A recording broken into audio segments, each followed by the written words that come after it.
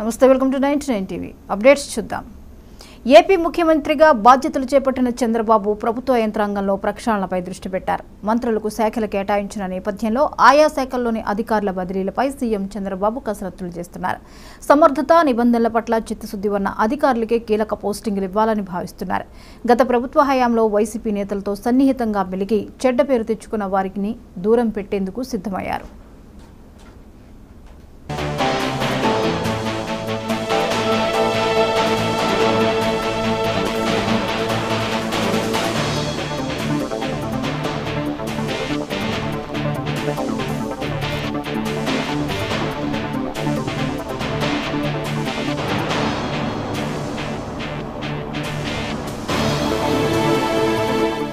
ముఖ్యమంత్రిగా బాధ్యతలు స్వీకరించిన అనంతరం చంద్రబాబును అనేక మంది అధికారులు కలిసి శుభాకాంక్షలు తెలిపారు. అయితే కొందరు వివాదాస్పద అధికారులు చంద్రబాబును కలిసేందుకు విఫలయత్నం చేసినట్టు వార్తలు వచ్చాయి.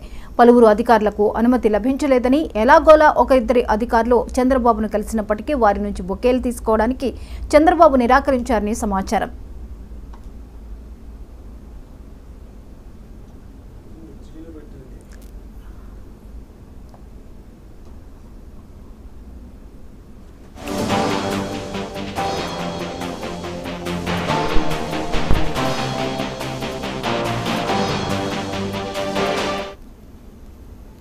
రైట్కి ఏపీ ముఖ్యమంత్రిగా బాధ్యతలు చేపట్టిన చంద్రబాబు ప్రభుత్వ యంత్రాంగంలో ప్రక్షాళనపై దృష్టి పెట్టారు. మంత్రులకు శాఖలు కేటాయించిన నేపథ్యంలో ఆయా శాఖల్లోని అధికారుల బదిలీలపై సీఎం చంద్రబాబు కసరత్తులు చేస్తున్నారు.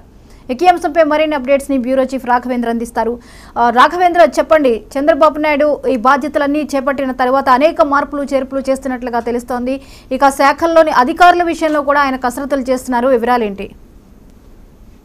జ్యోతి, ముఖ్యమంత్రిగా పదవి బాధ్యతలు చేపట్టిన ముఖ్యమంత్రి చంద్రబాబు నాయుడు అధికారులతో అయితేనేమి, అదే విధంగా కూడా ఎవరైతే మంత్రులు ఉన్నారో వారికి శాఖలు ఇచ్చినంత కూడా వాళ్ళతో సమీక్షలు అయితే నిర్వహించిన పరిస్థితి. ఈ నేపథ్యంలో ముఖ్యంగా కూడా దీనికి సంబంధించి ప్రభుత్వ యంత్రాంగం పైన కూడా ఇప్పుడైతే ప్రధానంగా దృష్టి సారించడానికి అయితేనేమి ప్రక్షాళన కూడా మొదలు పెట్టారని చెప్పుకోవచ్చు. ముఖ్యంగా కూడా ఈ మంత్రులకు శాఖలు ఇచ్చిన తర్వాత ఎవరైతే ఈ శాఖల్లో ఉన్నారో వారికి సంబంధించి ఇప్పటిదాకా ఉన్న హెచ్ఓడీలు అయితేనేమి వీరందరినీ కూడా ప్రక్షాళన చేయడానికి కూడా ఒక పక్కన చంద్రబాబు కసరత్తు చేస్తున్నారు.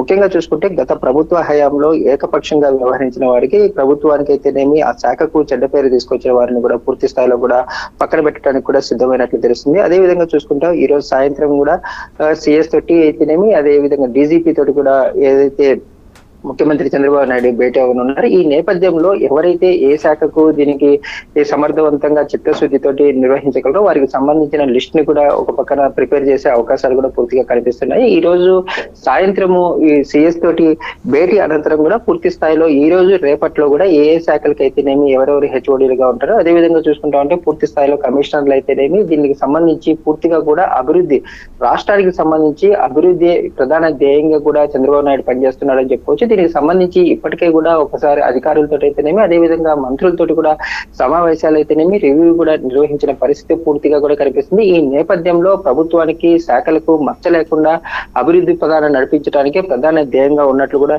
తెలుస్తుంది. ఈ నేపథ్యంలోనే ఈ రోజు సాయంత్రం భేటీ అనంతరం కూడా ఈ రోజు రేపట్లో కూడా ఒక పక్కన శాఖలకు సంబంధించిన ట్రాన్స్ఫర్లు అయితేనేమి, బదిలీలు అయితేనేమి, అదే విధంగా కొత్త వారు ఎవరు వస్తారు అనేసి ఈ 2 రోజుల్లో కూడా మనకు పూర్తి స్థాయిలో కూడా లిస్ట్ కూడా వచ్చే అవకాశాలు అయితే కనిపిస్తున్నాయి. జ్యోతి, అయితే ఈ బదిలీల విషయంలో అంటే పర్టికులర్ కీలక శాఖల మీద ఫోకస్ ఉందా? దాదాపు అన్ని శాఖల్లోనూ ఉన్నతాధికారుల విషయంలో ఇటువంటి బదిలీలు విషయంలో నిర్ణయాలు తీసుకునే అవకాశాలు ఉన్నాయి. అంటే ప్రతి శాఖకు అంటే ఇప్పటి వరకు ఉన్న అంటే మొన్న ఎలక్షన్ అప్పుడు చూసుకుంటా ఉంటే ఒక పక్కన డీజీపీ అయితేనేమి చూసుకుంటా ఉంటే మార్చిన సందర్భం ఉంది. అదే విధంగా కూడా ప్రస్తుతానికి సంబంధించి సిఎస్ కూడా సెలవు పైన ఈ నెల 27వ తారీఖు వరకు వెళ్ళిన పరిస్థితి మనకు తెలుస్తుంది. ఈ నేపథ్యంలో సిఎస్ అయితే నీరబ్ కుమార్ ప్రసాద్ అయితే సిఎస్ గా కూడా అపాయింట్ చేయడం జరిగింది. అదే విధంగా చూసుకుంటా ఉంటే మిగతా శాఖలకు సంబంధించి ఎవరైతే సమర్థవంతంగా అంటే గతంలో ఏదైతే పూర్తి స్థాయిలో ఏకపక్ష నిర్ణయాలతోటి గత ప్రభుత్వం నేతలతో అయితేనేమి వాళ్ళ మంత్రులు వారి కనుసన్నల్లోనే పూర్తి స్థాయిలో పనిచేసి రాష్ట్రానికి అభివృద్ధి జరగకుండా, అదే విధంగా కూడా వారి స్వలాభం కోసం పనిచేసిన పరిస్థితి చాలా ఉందనేసి గతంలోనే టీడీపీ జనసేన నేతలు కూడా పూర్తి స్థాయిలో చెప్పిన పరిస్థితి ఉంది. ఈ నేపథ్యంలోనే వీళ్ళందరినీ మారిస్తేనే రాష్ట్రం అభివృద్ధి పదంలో కూడా ముందుకు వెళ్లే పరిస్థితి కూడా ఉంటుంది.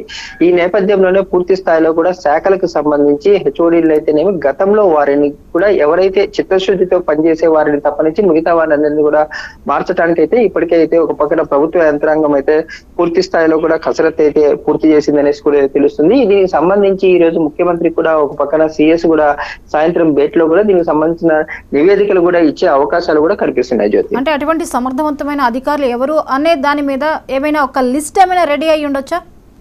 అంటే ఇప్పటికే అంటే గత 4-5 రోజులుగా కూడా ఏదైతే మంత్రులు ప్రమాణ స్వీకారం చేసిన తర్వాత వారికి సంబంధించిన శాఖలు కూడా నిన్న మధ్యాహ్నం సమయంలో కూడా బయటకు రావడం జరిగి వాళ్ళకు కేటాయించడం జరిగింది. ఈ నేపథ్యంలోనే ఏ శాఖ అంటే ఇప్పుడు పక్కన మంత్రులతోటి కూడా ఏదైతే ఈ శాఖలకు సంబంధించిన అధికారులు అయితేనేమో పూర్తి సమర్థవంతంగా అయితేనేమో వారితోటి కలిసి చేయాల్సిన పరిస్థితి ఎంతైనా ఉన్న నేపథ్యంలోనే వారికి సంబంధించి ఇప్పటికే కూడా పూర్తి స్థాయిలో అంటే ఒక పక్కన శాఖలతో పాటు కూడా దానికి సంబంధించిన ఇన్ఛార్జీలు, దానికి సంబంధించిన హెచ్ఓడీలకు సంబంధించిన లిస్టులు కూడా ప్రిపేర్ అయినాయి అనేసి దానికి కసరత్తు అయితే పూర్తి స్థాయిలో జరిగినట్లు కూడా తెలుస్తుంది. దీనికి సంబంధించే ఈ రోజు సాయంత్రం ముఖ్యమంత్రి కూడా సిఎస్ కూడా ఒక పక్కన లిస్ట్ అయితేనేమి నివేదిక కూడా ఇస్తారనేసి కూడా ఒక పక్కన అయితే తెలుస్తుంది.